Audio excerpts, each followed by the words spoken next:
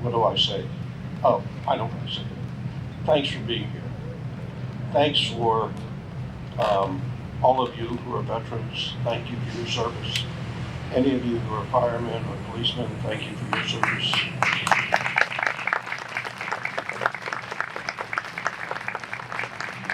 Any of you that are teachers, thank you for your service, because you're the closest thing that our country has for a new teacher. So my experience in Milton is quite different than Ken's. And see, I can tell you this really straight, because I wrote this whole book. I just published this ebook, and it's about 40 pages. We have some copies over there for sale. I'm working to raise a ton of money, so that one of the things is I want to see if I can get the mayor. And Mayor, thank you for putting this together. We talked 2, 3, 4 times a day last month. I know her better now than I know almost anybody, so thank you for doing that. God, thank you for everything you've done to make Olive's memory powerful. The only reason I'm here, well, there's many reasons I'm here, but the most important is, this is the only town. How many towns are there in America? Lots of towns, right? How many towns do you think that I can walk around and say, who's the first African American to be awarded the Medal of Honor in the Vietnam War? And they would know that. Only in this town.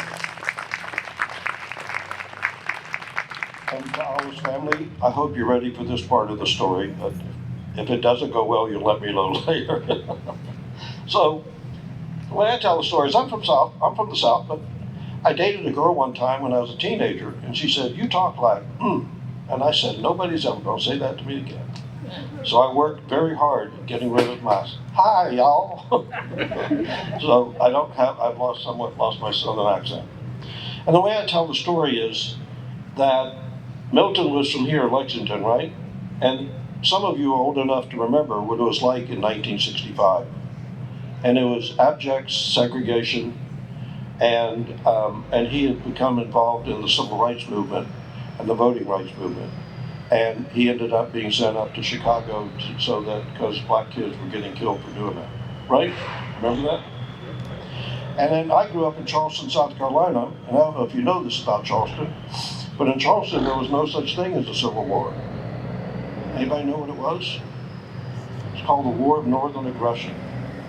Lincoln was reinforcing Fort Sumter, and the general there at Charleston said, we're going to bomb Fort Sumter, and they bombed Fort Sumter. Nobody got killed, but they stopped it from being reinforced.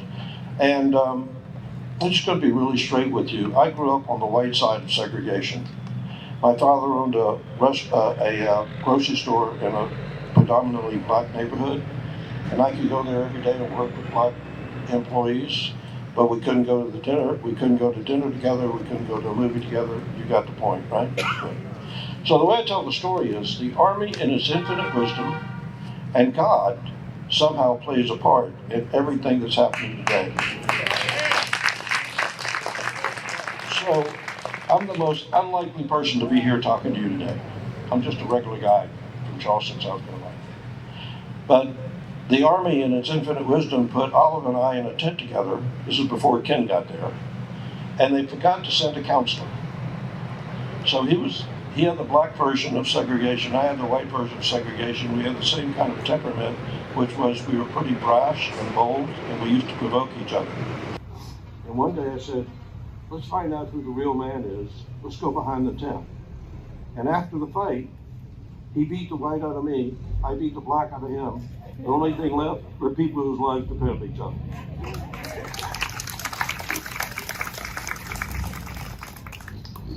As far as I'm concerned, that's a story that needs to be told nationwide, because this nation has to get beyond where we are now. And to whatever degree I can share that story, and I'm available to anybody, anywhere, anytime to give a talk. I can do it by Zoom. We'll wait for the truck to go by. So the day that he died, I wasn't there with him. So imagine, and there are different people who have different versions of this story. If you go online, you can read different versions of the story. Imagine there's a line of people right here, This is nothing but jungle. You can only see as far as your hand. And we're walking through the jungle on a line. And on the far right over there was Sergeant Fletcher. He was a black guy. And then I was the next to the last man next to him. And he's walking around in the jungle all by himself, and he's waving me over, and I'm going, He said, get your butt over here. So since he outranked me, I had to go over there. And for a few minutes, I'm going to give you a minute to give a sense of what a few minutes is.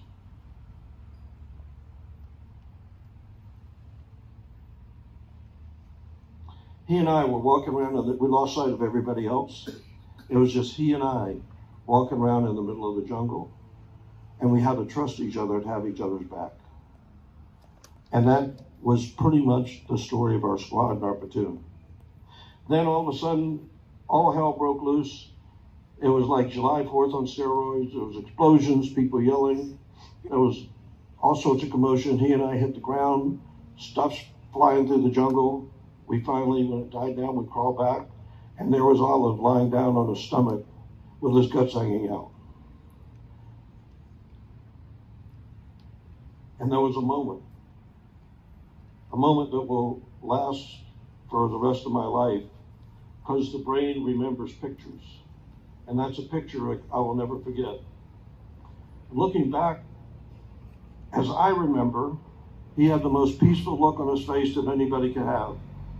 It wasn't one of torture or anything else. It was just this peaceful look. And I'm willing to bet you a nickel to a dime that he did what he did on purpose to save other people's lives.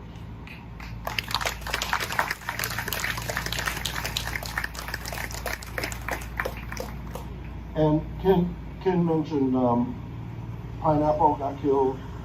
And the first year we were in Vietnam, over 50 people in our company got killed.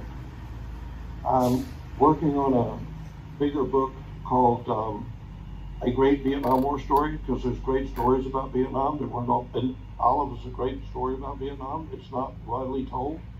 And Don and I were talking about this earlier, and one of the reasons was it was, number one, the Vietnam War. Number two, he was black. Number three, he was from the South.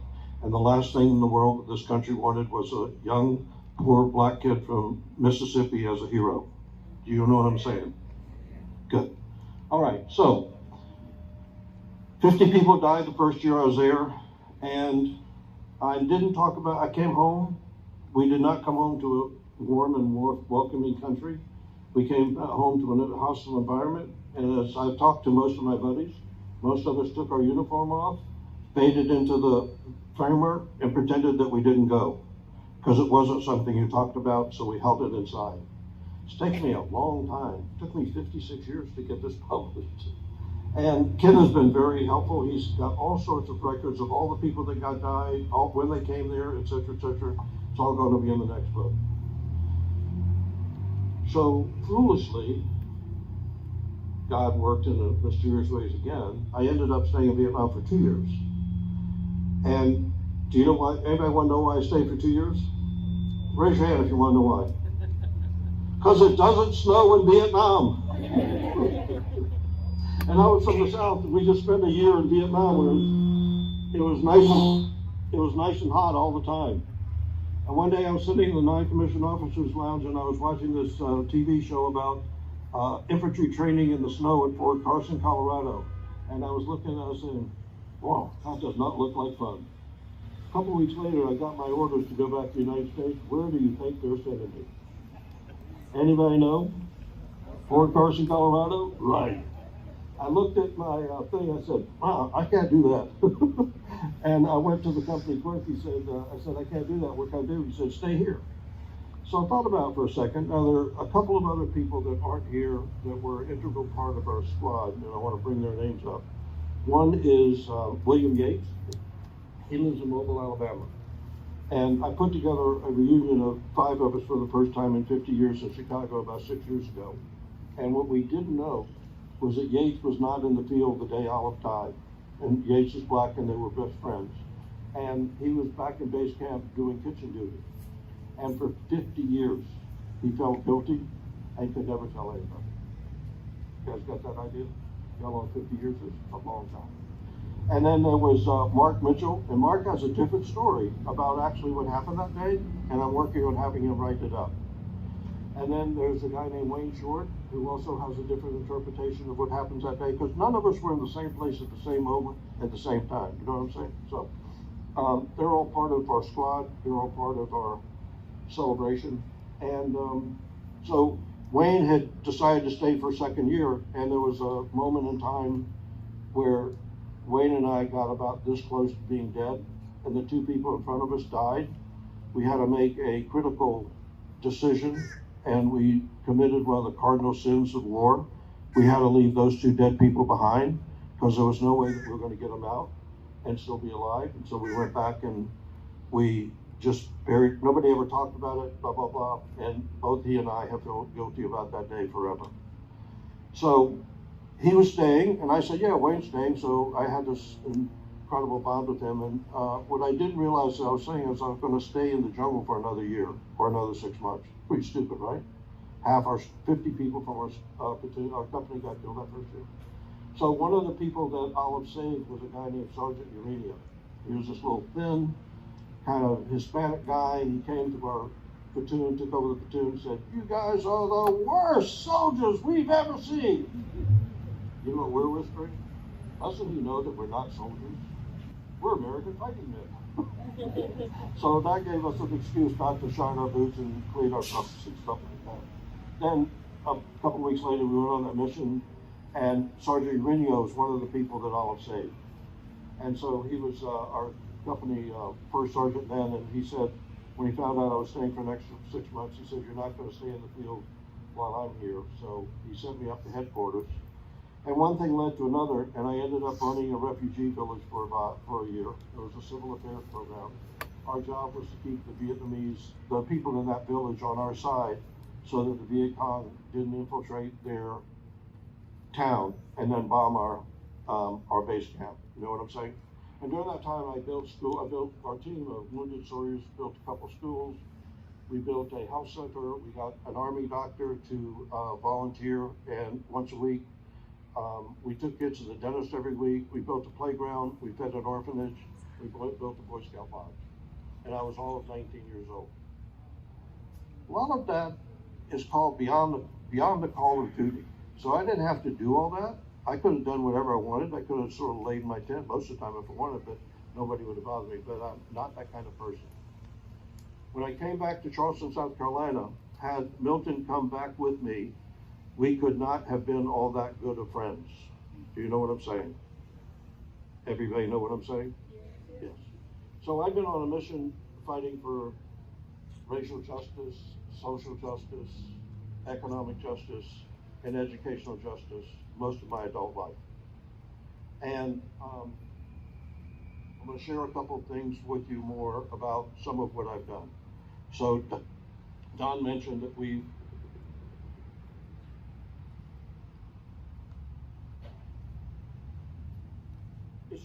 is the superintendent that I'm supposed to meet later here?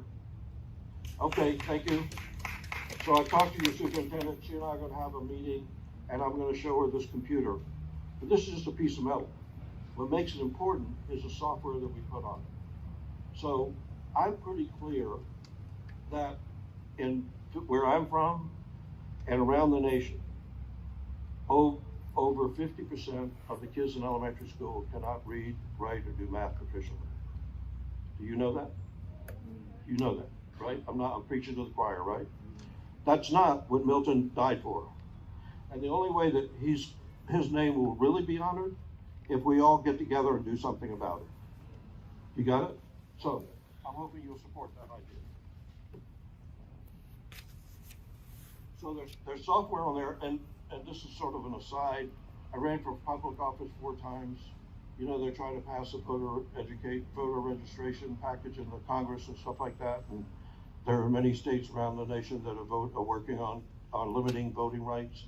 I wrote this proposal back in 1971, 73, something like that. And it's still an unfinished mission. People are still trying to keep people from voting. Why is that? And I ran for public office 4 times. They tried to keep me off the ballot. I had to go through a three-judge federal court. And then there's a place in Philadelphia called the Institutes for the Achievement of Human Potential. This is more than you bargained for, but I get to die soon, so if I don't pass this on, it doesn't go anywhere. Do you know what I mean? Young lady, you know what I mean? Yeah. I just want to make sure I'm not talking to the TV. There's live people out there. So there's a place in Philadelphia called the Institutes for the Achievement of Human Potential. They have a 1-week course called How to Give Your Baby Encyclopedic Knowledge. And my son's mother and I did that course, and I did it a couple times. We did all that stuff, and we did all the things that are advanced neurological development. I have a book over there called Hands-On Parenting that I wrote. If somebody wants a copy of that, it's over there. And by the time my son was 1, he could read 1,000 words. Thought I'd wake you up. He could count to 100 in English and Spanish. He could turn the computer on, and he knew how to use the keyboard, and he could type words that answered questions like what word goes here, or what's the answer to this, etc., etc. It's all based on brain science. So I'm a high school dropout. I never graduated college. If I could do, and then my son went on, graduated second in his class from high school. His mother died when he was 10. I raised him most of that period of time. And he ended up going to Georgetown. He's got a great job now. He writes about sports. He knows more about the NBA than anybody has a right to know about anything. And I've been working on making that happen all around the country and around the world. So we have proprietary software on these computers that will teach any baby, any kid, anybody, any age, anything they want. Is that amazing? There's one program there that, so choir, you guys are lucky, guys and girls are lucky that you have a choir, that you got some music, you know what I'm saying? Because I wanted to be in the band. I was so bad, the band director asked me not to play. So anyway, so on the music program, you can introduce a kid or a baby or anybody to 260 different pieces of classical music, just like click of the mouse. So that's one thing. And then,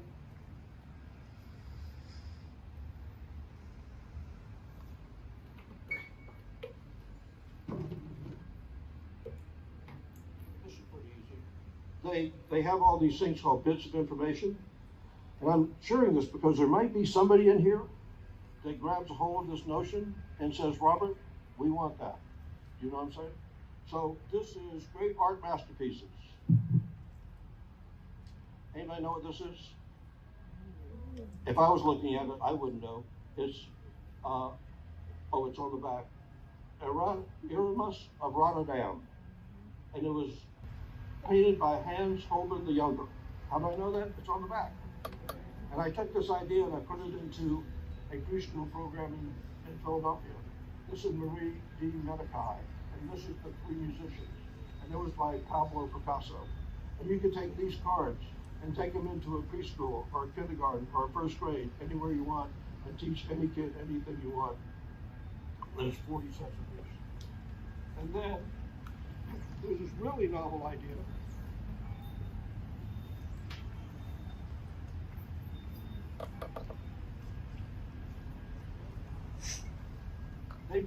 They strongly believe that the way to teach reading is through whole words. That's purple, that's gray, that's pink. And you can take this in any preschool, any kindergarten, any place kids are struggling with reading, and use these flashcards to do that. Everybody with me so far? So, who in here would like to know how to become a hero? Who wants to know? All right, let me try it another way. How many people have a right hand? If you have a right hand, raise your hand. Now, how many people want to be a hero? Thank you. Over this, see, all the young people over here want to be heroes. All of the old people over here think they're dead already. You're not dead, and the mission's not over. The mission was called One Nation, under God, indivisible, with liberty and justice for all. And until we do that, for everybody, no matter what, we're losing the game called this lifetime. Follow me? So here's the way to become a hero. Step outside the box. Sacrifice your personal beliefs and goals and concerns for somebody else. And make a difference for that person.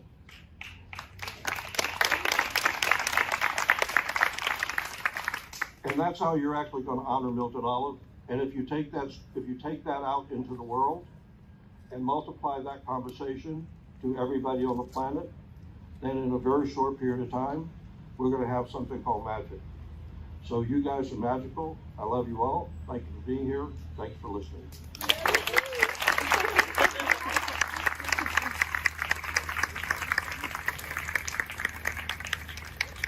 At this time,